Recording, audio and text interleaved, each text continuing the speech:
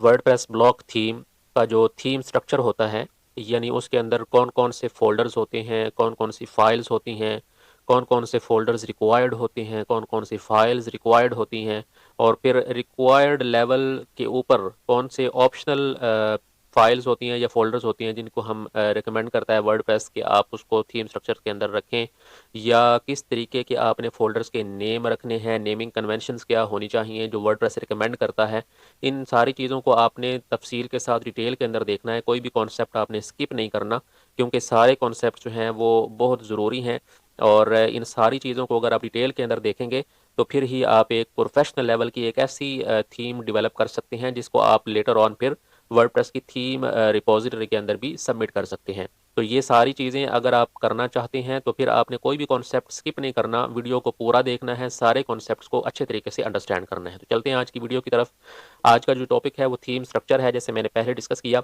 इससे पहली जो वीडियोस हैं उनके अंदर हमने अब तक ये काम किया है कि हमने एक तो अपना जो इन्वायरमेंट है उसको सेटअप किया है, और हमारी जो वर्डप्रेस की साइट है, डेमो साइट WP-थीम के नाम से, वो हमने इसमें लोड की हुई है अपने लोकल होस्ट इन्वायरमेंट के अंदर। और फिर उसके अंदर हमने ये किया था कि इसके अंदर हमने एक प्लगइन इंस्टॉल किया था क्रिएट ब्लॉक थीम के नेम से। और फिर उसके थ्रू हमने ये सीखा था कि हम एक ऑलरेडी जो वर्डप्रेस ब्लॉक थीम डेवलप्ड है उसको यूज़ करके, उसको कस्टमाइज़ करके एक नई ब्लॉक थीम जो है वो किस तरीके से डेवलप कर सकते हैं। तो ये चीज़ हमने पिछली वीडियो के अंदर डिटेल के अंदर डिस्कस की थी, और फिर उसी प्लगइन के थ्रू हमने एक अपनी कस्टम जो ब्लॉक थीम है उसको हमने एक्सपोर्ट भी किया था या उसको सेव भी किया था कोडो थीम के नेम से, अगर आपको याद हो। तो वो थीम अगर हम एडिटर के अंदर ओपन करें तो ये हमारी वो कोडो डैश थीम के नेम से ये उसने फोल्डर बना दिया था हमारी वर्डप्रेस साइट के WP-कंटेंट और थीम्स के फोल्डर के अंदर। तो अब ये हमारी उस नई थीम का मुकम्मल कोड है कोडो डैश थीम फोल्डर के अंदर। इसके अंदर आप देखें जो जो फोल्डर्स हमारे पास अवेलेबल हैं और जो जो फाइल्स अवेलेबल हैं। आज के इस टॉपिक के अंदर हम इस थीम के अंदर जो फोल्डर्स और फाइल्स अवेलेबल हैं इनको हम तफसील के साथ डिस्कस करेंगे कि कौन कौन सी जो फाइल्स हैं वो रिक्वायर्ड हैं, कौन सी ऑप्शनल हैं, किस तरीके से हमने अपने फोल्डर स्ट्रक्चर को अरेंज करना है, अगर हमने कोई नया फोल्डर बनाना है तो उसकी नेमिंग कन्वेंशन आपने किस तरीके से रखनी है, और इन फाइल्स के अंदर किस किस तरह का कोड अवेलेबल है। तो ये बेसिकली आज का टॉपिक है। तो इस अगर हम डॉक्यूमेंटेशन को एक्सप्लोर करें तो जो थ्योरेटिकल चीज़ें हैं उनको मैं स्किप करूंगा, मैंने उसका ओवरव्यू आपको दे दिया है, अभी बता दिया आपको। मेन चीज़ यहाँ पर देखने वाली है वो ये है फाइल्स एंड फोल्डर स्ट्रक्चर्स। तो इसमें अगर आप ये देखें तो यहाँ पे इसने मेंशन किया हुआ है कि ये इसके फोल्डर्स हैं जो भी आप एक ब्लॉक थीम डेवलप करेंगे किसी और ब्लॉक थीम को इस्तेमाल करते हुए। तो उसके अंदर आपको इस तरीके से फोल्डर्स नजर आएंगे और ये फाइल्स आपको नजर आएंगी। इनमें से एक चीज़ जो इंपॉर्टेंट आपने नोट करनी है वो ये कि इसमें जो चीज़ें हमें रिक्वायर्ड हैं जिनके बगैर एक ब्लॉक थीम जो है वो ब्लॉक थीम कंसिडर नहीं होती, या जो एट लीस्ट जो मिनिमम रिक्वायर्ड फाइल्स होती हैं वो कौन कौन सी हैं। तो ये उसने ऐसी फाइल्स के आगे उसने ये रिक्वायर्ड का वर्ड लिखा हुआ है। तो इसको अगर हम देखें जो फोल्डर स्ट्रक्चर है यही फोल्डर स्ट्रक्चर आपको थीम एडिटर के अंदर भी नजर आएगा, इस थीम के अंदर जो हमने क्रिएट की थी।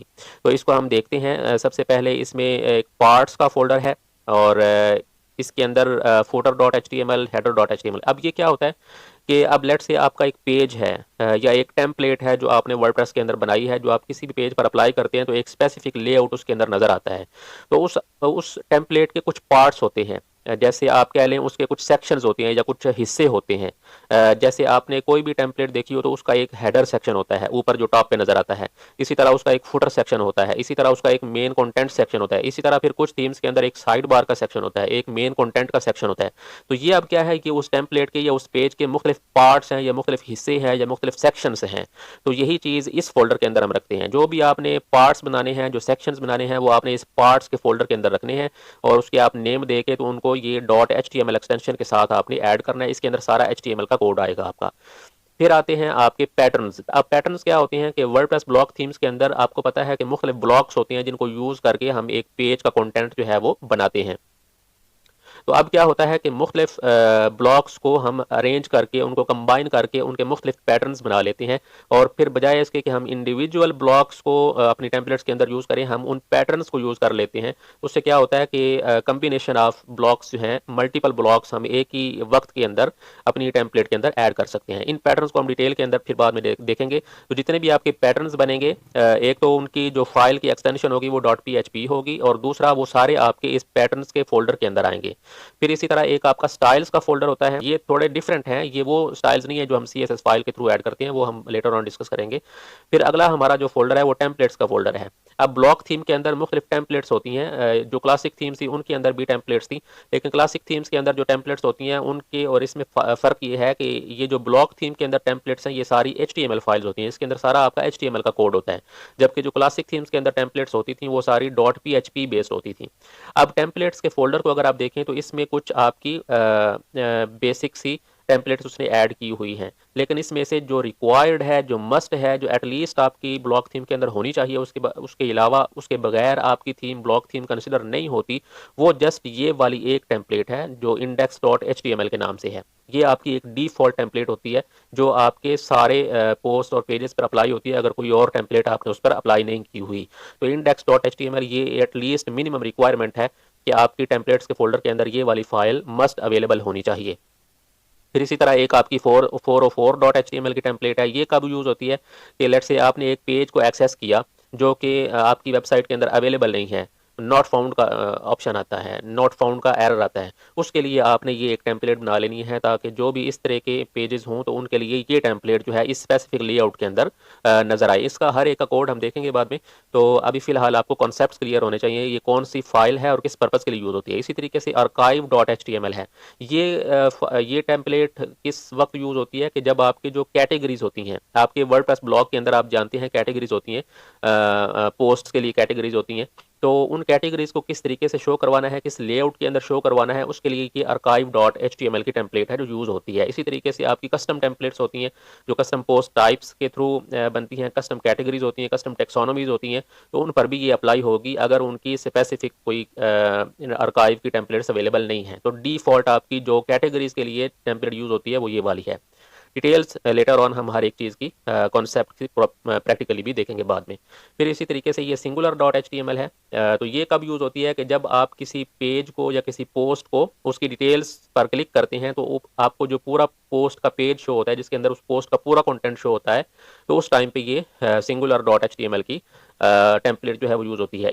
इन दोनों को आप देखें, इनका फ़र्क ये है कि archive.html और singular.html इनका फ़र्क क्या है, इनको थोड़ा सा मज़ीद तफसील के साथ देखते हैं कि फॉर एग्जांपल अगर आपकी वेबसाइट के ऊपर एक ब्लॉग का पेज हो, तो अगर अभी हम अपनी पोस्ट्स के मेन्यू पर क्लिक करें तो आप देखें यहाँ पर हमारे पास एक ब्लॉग पोस्ट अवेलेबल है।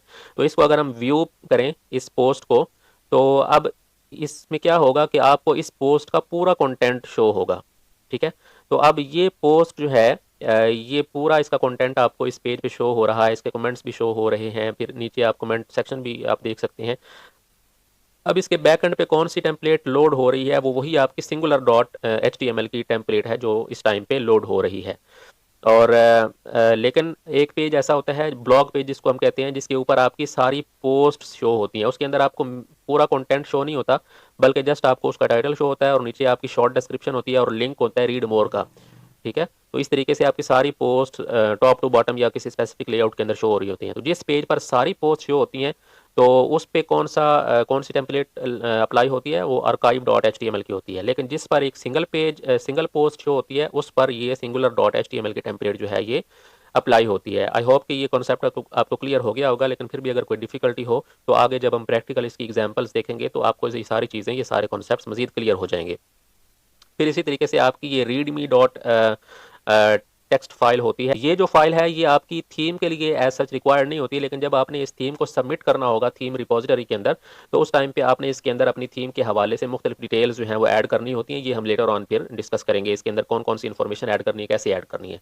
फिर इसी तरीके से ये आपकी मेन फंक्शंस डॉट PHP की फाइल है, इसके अंदर आपकी थीम से रिलेटेड जितने भी फंक्शनैलिटी है उसके PHP बेस्ड जो फंक्शंस होते हैं वो सारे आपने इस फाइल के अंदर रखने होते हैं। फिर इसी तरीके से आपकी स्क्रीन शॉट डॉट PNG है, ये कौन सी स्क्रीनशॉट डॉट पीएनजी है, ये कहाँ पर यूज़ होती है? ये अगर आप अपीयरेंस और थीम्स के अंदर आएँ तो आपको हर थीम का एक स्क्रीनशॉट या उसका ये डेमो इमेज शो होती है। ये यहाँ पर आप देखें, ये थीम की एक इमेज आपको शो हो रही है। इसी तरह इसकी देखें डिफरेंट है, इसकी डिफरेंट है।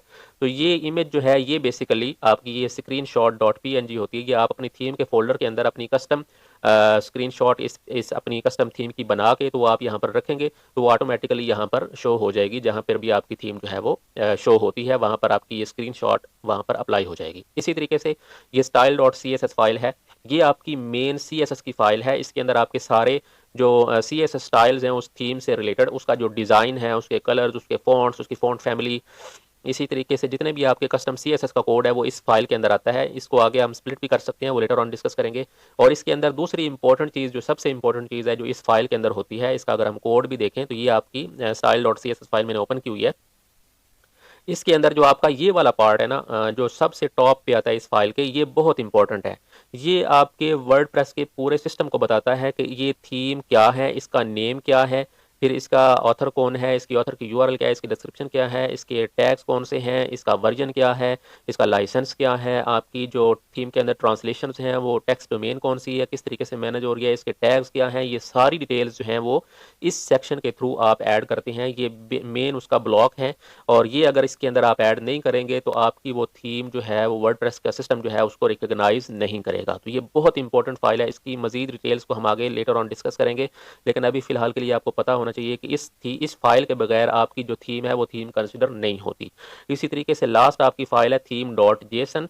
तो इसके अंदर आपकी जो थीम से रिलेटेड जो कन्फिग्रेशंस हैं, जो सेटिंग्स हैं, वो सारी आप इस फाइल के अंदर ऐड करते हैं और ये जेसन फाइल होती है और ये आपके रूट फोल्डर के अंदर अवेलेबल होती है। तो ये सारी फोल्डर्स और सारी फाइल्स को हमने इसका एक ओवरव्यू ले लिया है। फिर आप देखें कि इसके अंदर जो रिक्वायर्ड फाइल्स हैं वो जस्ट टू हैं। एक तो आपकी ये सी एस एस फाइल है जो हमने अभी डिस्कस किया कि इसके अंदर ऊपर ब्लॉक अवेलेबल होता है जिसके अंदर आपकी थीम से रिलेटेड जो मेटा डेटा की इन्फॉर्मेशन है वो सारी उसके अंदर अवेलेबल होती है। और उसके बगैर आपकी थीम जो है वो थीम कंसिडर नहीं होती। ये बहुत इंपॉर्टेंट फाइल है, ये आपने मस्ट इसके अंदर ऐड करनी होती है। फिर जो दूसरी सेकंड जो इम्पोर्टेंट फाइल है वो आपके टेम्पलेट्स के फोल्डर के अंदर एक index dot H T M L की फाइल है जो आपकी डिफ़ॉल्ट टेम्पलेट होती है या फॉल बैक टेम्पलेट होती है कि अगर और कोई टेम्पलेट अवेलेबल ना हो तो उस टाइम पे ये वाली टेम्पलेट आपके उस पेज पे या पोस्ट पर अप्लाई होती है। तो ये दो फाइल्स हैं जो इम्पोर्टेंट है, रिक्वायर्ड हैं। और इसके अलावा बाकी जो फाइल्स हैं ये सारी ऑप्शनल हैं, ये सारी ऑप्शनल फाइल्स हैं। इनको अगर आप ना भी ऐड करें तो इससे कोई फ़र्क नहीं पड़ता, आपकी जो थीम है वो थीम ही कंसिडर होती है। फिर इसके अंदर स्टैंडर्ड फोल्डर्स जो ऑलरेडी हम डिस्कस कर चुके हैं, ये आपका पार्ट्स का फोल्डर है। इसके अंदर आपके टेम्पलेट के पार्ट्स होते हैं, जैसे हेडर है, फुटर है, साइड बार है, इस तरह के जितने सेक्शंस हैं वो सारी फाइल्स आप इस पार्ट्स के फोल्डर के अंदर ऐड करते हैं। पैटर्न्स क्या होते हैं? ब्लॉक पैटर्न्स होते हैं। ब्लॉक्स के कम्बिनेशन को मिलाकर आप पैटर्न्स बना लेते हैं। तो बेसिकली आप यूँ समझें, एक आपकी टेम्पलेट है, एक टेम्पलेट जो है वो किन से मिलकर बनती है? वो पार्ट्स से मिलकर बनती है, सेक्शन से मिलकर बनती है। और जो सेक्शंस या पार्ट्स हैं वो किससे मिलकर बनते हैं? वो ब्लॉक पैटर्न से मिलकर बनते हैं। और पैटर्न किससे मिलकर बनते हैं? वो ब्लॉक से मिलकर बनते हैं। तो ब्लॉक जो है वो एक ब्लॉक वर्डप्रेस ब्लॉक थीम का एक बेसिक यूनिट है, ठीक है, एक बुनियादी यूनिट है, एक स्मॉल सा हिस्सा है। उसको कंबाइन करके आप ब्लॉक पैटर्न्स बनाते हैं। ब्लॉक पैटर्न्स को यूज करके आप टेम्पलेट के पार्ट्स बनाते हैं। फिर टेम्पलेट पार्ट्स को कंबाइन करके आप एक पूरी टेम्पलेट जो है वो डिजाइन करते हैं। तो ये इसका पूरा एक आर्किटेक्चर है। फिर इसी तरीके से आपकी स्टाइल्स का फोल्डर है और इसके अंदर आपकी थीम की ग्लोबल सेटिंग्स, उसके स्टाइल्स, उसकी कॉन्फ़िगरेशंस, उसकी वेरिएशंस, वो सारी जो चीज़ें हैं, उसके एट्रीब्यूट्स, वो सारे मेटा डेटा की इंफॉर्मेशन आप जेसन फाइल के थ्रू इस फोल्डर के अंदर आपकी सारी स्टाइल की वेरिएशंस आ जाएंगी। फिर इसी तरह आपका टेम्पलेट्स का फोल्डर है। इसी टेम्पलेट्स के फोल्डर के अंदर वो आपकी रिक्वायर्ड फाइल भी होती है, index dot H T M L, जो आपकी टेम्पलेट्स होती हैं मुख्तलिफ पोस्ट टाइप्स पे या कैटेगरीज पे या 404 के लिए। तो ये सारी जो टेम्पलेट्स हैं वो आपकी इस फोल्डर के अंदर आएगी। अब ये आपका बेसिक रिक्वायर्ड फोल्डर स्ट्रक्चर है और ये बेसिक रिक्वायर्ड आपकी फाइल्स हैं। लेकिन बाज़ औक़ात अगर आप एक एडवांस लेवल की थीम बना रहे हैं तो इनके अलावा भी कुछ स्पेसिफिक फ़ोल्डर्स होती हैं जो हम क्रिएट कर सकते हैं। अब ये सारी चीज़ें ऑप्शनल हैं, ये अगर आप करना चाहें तो कर लें, ना करना चाहें तो भी इसमें कोई इश्यू नहीं होता। लेकिन जस्ट हमें इसका आइडिया होना चाहिए कि जो एडवांस लेवल की थीम्स हैं वो अपने फ़ोल्डर्स को किस तरीके से नेम देती हैं, उनको किस तरीके से ऑर्गेनाइज़ करती हैं। तो जैसे फॉर एग्जांपल यहाँ पर आप देखें, एक उसने एसेट्स का फ़ोल्डर बनाया हुआ है। अब एसेट्स क्या होती हैं, उसके अंदर आपकी CSS की फाइल्स आती हैं, उसके अंदर आपकी जावास्क्रिप्ट की फाइल्स आती हैं, इमेजेस आती हैं, आइकन्स आती हैं, फ़ॉन्ट्स आते हैं। तो इस तरीके की सारी चीज़ें जो हैं वो आपने एसेट्स के फ़ोल्डर के अंदर रखना ये रिकमेंडेड भी होता है, और जो एडवांस लेवल की थीम्स हैं वो इसी तरीके से इसको फॉलो करती हैं। इसमें आप देखें एसेट्स के फ़ोल्डर के अंदर उसने CSS का अलग फ़ोल्डर बनाया हुआ है, इमेजेस का अलग फ़ोल्डर बनाया हुआ है, जावास्क्रिप्ट का अलग फ़ोल्डर बनाया हुआ है। तो इस तरीके से आप अपनी फंक्शनैलिटी को डिवाइड करते हैं मुख्तलिफ सब फ़ोल्डर्स के अंदर या चाइल्ड फ़ोल्डर्स के अंदर। इस तरीके से ये एक बेटर वे होता है और डेवलपर फ्रेंडली वे होता है कि आपका कोड जो है वो एक प्रॉपर वे के अंदर स्ट्रक्चर्ड है। ठीक है, इसी तरीके से आपका एक इन का फोल्डर होता है, इंक्लूड्स की शॉर्ट फॉर्म है ये। तो इसके अंदर बेसिकली आपकी कोर फंक्शनैलिटी होती है जो उस थीम के लिए ज़रूरी होती है, जो कोर फंक्शनैलिटी होती है। उसके अंदर आपने अगर ऊप बेस्ड आप स्ट्रक्चर यूज़ कर रहे हैं तो मुख्तलिफ क्लासेस होंगी आपकी, इसी तरीके से आपके कस्टम फंक्शंस होंगे, हेल्पर फंक्शंस होंगे जो आप इस फोल्डर के अंदर रख सकते हैं।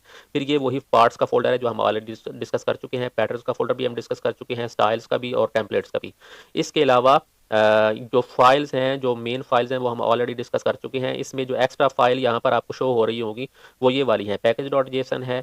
इसी तरीके से आपकी ये जो license.md है, changelog.md है, डॉट जिट इग्नोर, जिट एट्रीब्यूट्स और एडिटर कॉन्फ़िग।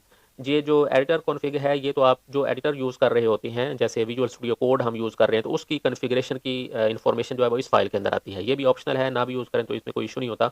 ये जो दो फाइल्स हैं, जिट इग्नोर और जिट एट्रीब्यूट्स, ये अगर आप अपने कोड को गिटहब के ऊपर पब्लिश करते हैं रिपोजिटरी के अंदर तो उसके हवाले से कुछ कॉन्फ़िगरेशन जो हैं वो आप इसके अंदर ऐड कर सकते हैं।